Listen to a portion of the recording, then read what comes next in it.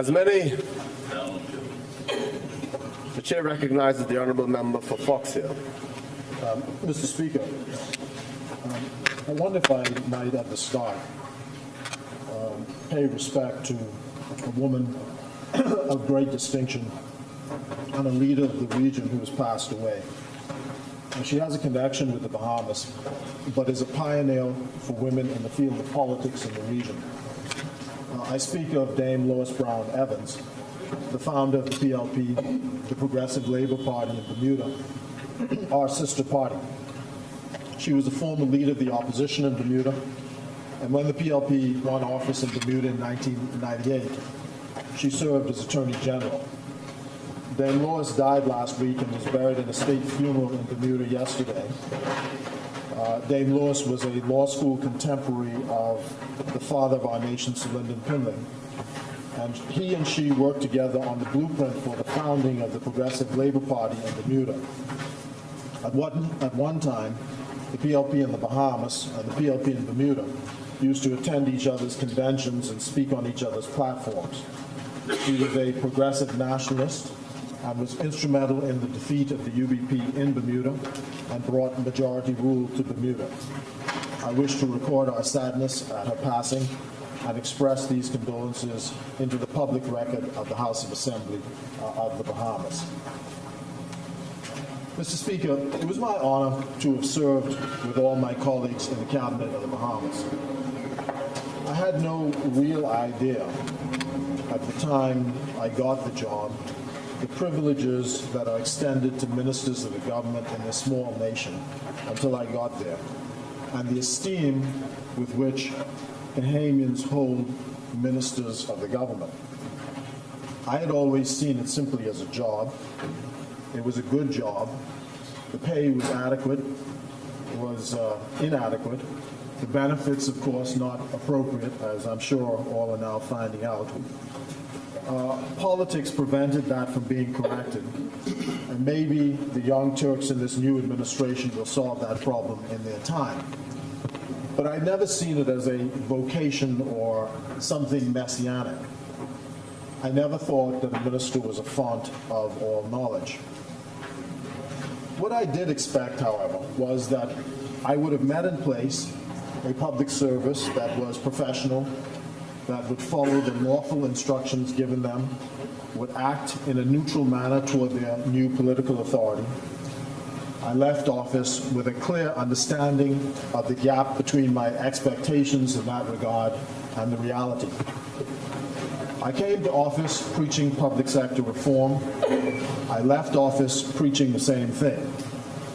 I looked in the heads related to the Department of Public Service, and I note that at line 911931, there is still the line that I had put there 4 years ago or so for $100,000 for public sector reform.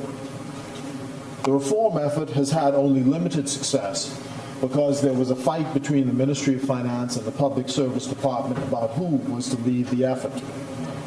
In the end, Finance won, and for reasons that mystify me, we have not gotten to where we should have gotten in that time. What has changed? But I want to say that there are some public servants and public servant leaders who understand the system. There was a group of persons who formed a team who worked to conclude some landmark agreements in the public service.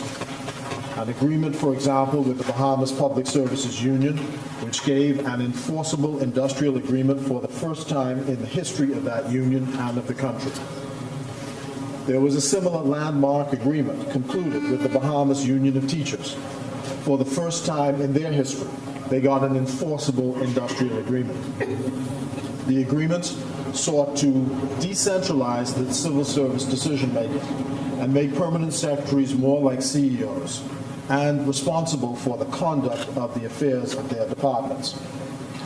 This was a reform that was resisted to the very bitter end, and I'm not sure where it is now headed. I would suggest that the government must continue the effort toward public sector reform. We tried to inculcate during our time a new culture in the public service, one that was not atavistic or tribal, one that was consultative and collegial. This was broadly rejected by the public service and the public as the right approach.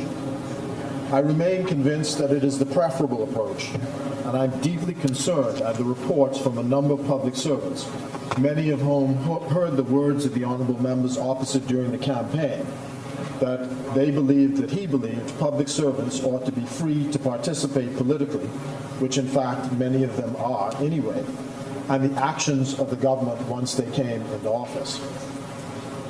I would simply, at this juncture, remind the government that the public service is now governed by an industrial agreement, and it is also governed by the general public law, including the Employment Act.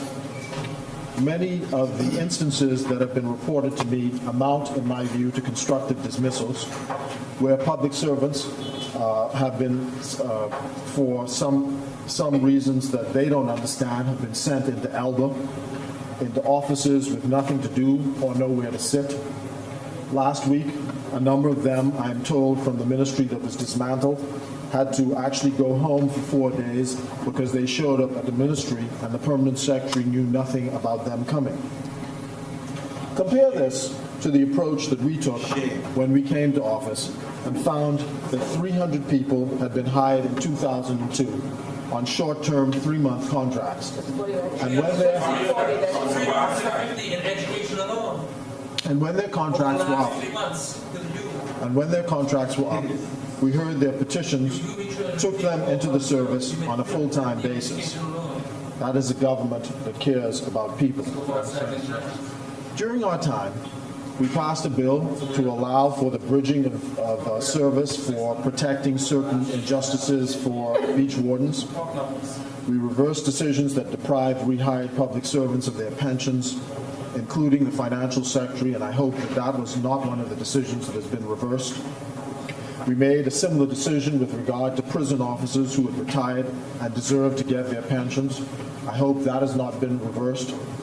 We were to move to allow retired permanent secretaries to get equal access to the special provisions that were passed to allow some permanent secretaries of junior rank to retire under the F&M with all the full benefits, and others had to suffer disadvantages. Sadly, that requires legislation, and we ran out on time to do it. We think that the government should address that issue, and we made a decision also with regard to the Civil Aviation Department to provide a special allowance of $12,000 per annum as a certification allowance. To the best of my knowledge, information, and belief, that allowance has not been followed, and I hope that it is followed, paid, and that that too is not reversed. There was a category of police officers that were told by the F&M administration prior to 2002 that they were transferred to the Road Traffic Department. We were advised by a public servant who later turned out to be an opposition politician that they ought to be fired. It turns out that this advice, for many reasons, was suspect. We made a decision that we would listen to their legal claim against the government, and it should be settled, and that those who wish to come back should be allowed to come back, and that those who had financial claims, those claims should be settled. I hope that that is not one of those decisions that has also been reversed. So the PLP supported the development of the public service, and I look forward to the government's continued support of Public Service Week, and of course the annual singing competition that I started as a minister for public service choirs and individuals in the public service. It was building on an idea